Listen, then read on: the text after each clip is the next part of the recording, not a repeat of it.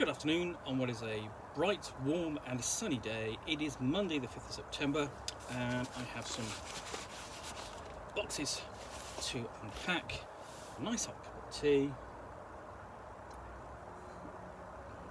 and a box which I'm going to continue unboxing.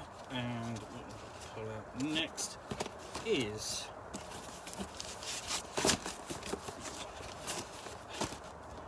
this, which is the curious conundrum of the Conflagrated Condottieri by Kelvin Green.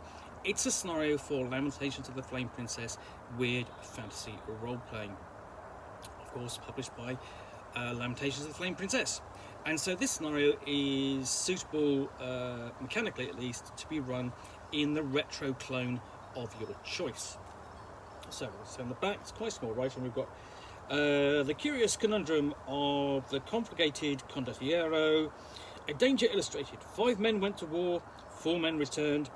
Now something is burning them to death. The curious conundrum of the Conflagrated Condottieri is an adventure for Lamentations of the Flame Princess, weird fantasy role-playing, and other traditional role-playing games. It evokes the golden age of the slasher movie and rewards problem-solving over combat, so it's suitable for characters at most levels. 8th level is probably the highest you can go before the challenges become trivial.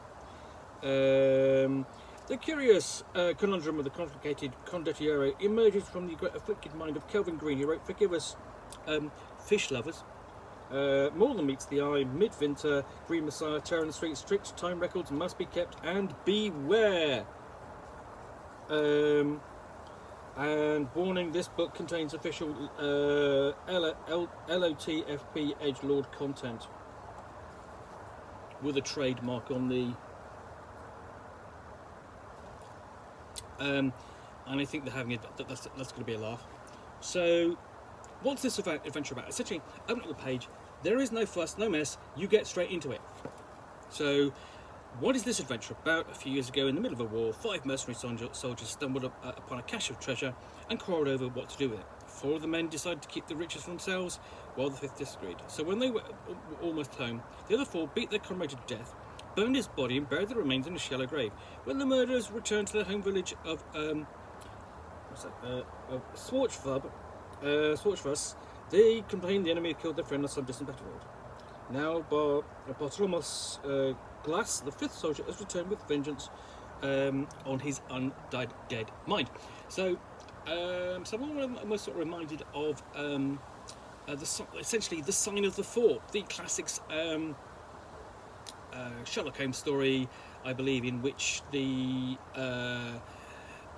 begins at the height of the mutiny, where Indian and British soldiers discover a great cache of treasure. Some keep it, they all keep it and get by on it, and only one gets captured and badly treated and doesn't get his share, so comes back and takes his revenge. That's fine, as inspiration goes, that's fantastic. I have no problem with that. It's a really good story. I doubt it's not taking place in London. There's no sort of like Indian fakir type running around with half a leg missing and a monkey he controls and blowing poison darts around.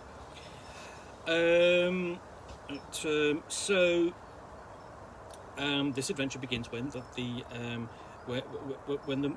first of the merging soldiers is killed by the Condottieri.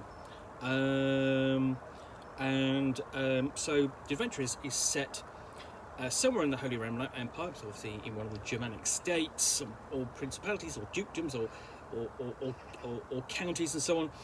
In 1630, during the 30 Years' War, but it can be set in any time or place with a recent history of war and the plausible likelihood of misplaced swag. So this is the default period time setting for Lamentations of the Flame Princess, the early modern period. It's the beginning of the sort of like the first decade, the first 50 years or so of the 17th century.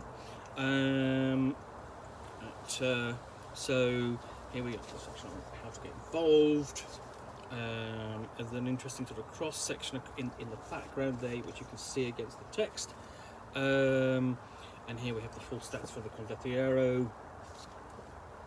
And of course, this is the idea of revenge from the grave, the Revenant strikes back, that sort of thing. And we have the first joke, the Burns unit, because essentially it's coming back and setting them alight, I'm pretty much presuming. The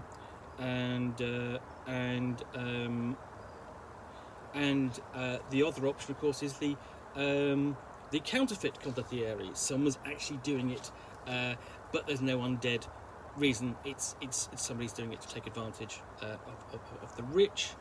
And we have potential solutions up front. So really, you've got, in just a few opening pages, you've got the setup, basically the antagonists, and the denouement, and possible solutions to that. And then we get into Svorchfuss. I do apologise for my pronunciation. The presentation of the village,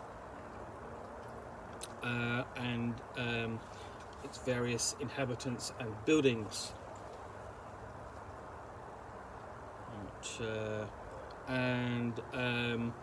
Yes, it does deal with poop, and yes, there's a chance of them suffering.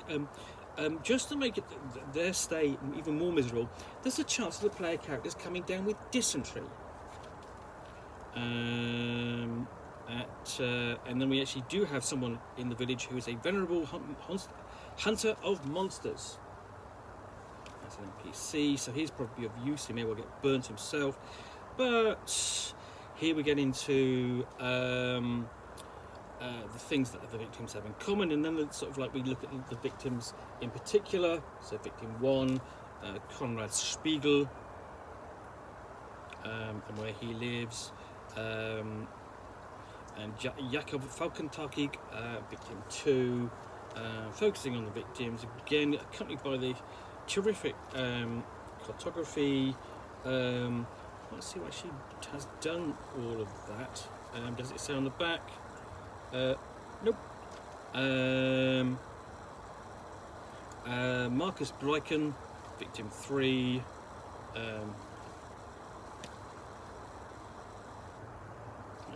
And the bungalow of Bleichen.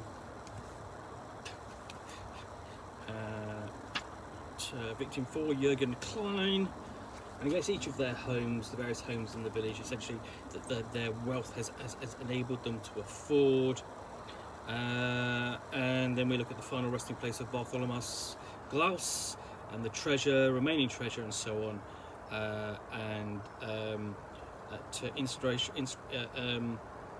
And then we really the scenario ends with inspiration, or for crying out loud, Calvin, will you read a bloody book once in a while?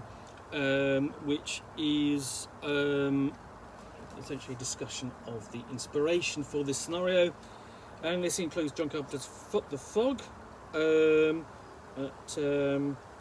and Kelly's Heroes as well, a tiny bit of The Children, and 100 other films from the 70s and 80s golden age of trashy horror, to create basically a Revenge from the Dead, horror-fueled fantasy scenario, which is perfect for what you want in your Lamentations of the Flame Princess weird fantasy role-playing campaign. And I think, this one is unlike the Obsidian Antiforest, which I looked at last time. This one looks to be much more flexible in its use, much more easier to slot into a campaign.